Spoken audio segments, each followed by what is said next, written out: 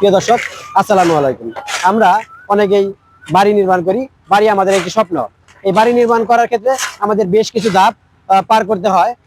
বেশ কিছু ধাপের মধ্যে অন্যতম একটি ধাপ বা কাজ হচ্ছে ইলেকট্রিক্যাল যে লাইনটা আছে সেই লাইনটা স্থাপন করা। আমরা অবশ্যই একজন অভিজ্ঞ ইলেকট্রিশিয়ান দিয়ে আমাদের এই লাইনটা স্থাপন করব বা লাইনটা টানবো। এই জন্য আমরা একজন অভিজ্ঞ ইলেকট্রিশিয়ান যাচাই বাছাই করে নিব। কারণ আমরা দেখি অনেকের বাড়ি করার পরে 2 মাস বা 3 মাস বা 6 মাস বা 1 বছর যাওয়ার পরেই বাড়ির লাইনে বিভিন্ন সমস্যা দেখা দেয়। এই সমস্যাগুলোর কারণে পরবর্তীতে আমাদের ছাদ বা দেয়ালকে আবার কাটতে হয়, কেটে সেই লাইনটিকে আবার নতুন করে স্থাপন করতে হয়। তাই আমরা আমাদের বাড়ি করার পূর্বেই একজন অভিজ্ঞ ইলেকট্রিশিয়ানের সাথে কথা বলবো এবং আমাদের বাড়ির যে সম্পূর্ণ কাজ আছে তাকে দিয়ে আমরা করানোর চেষ্টা করব। এতক্ষণ সাথে থেকে ভিডিওটি দেখার জন্য আপনাদের অসংখ্য ধন্যবাদ।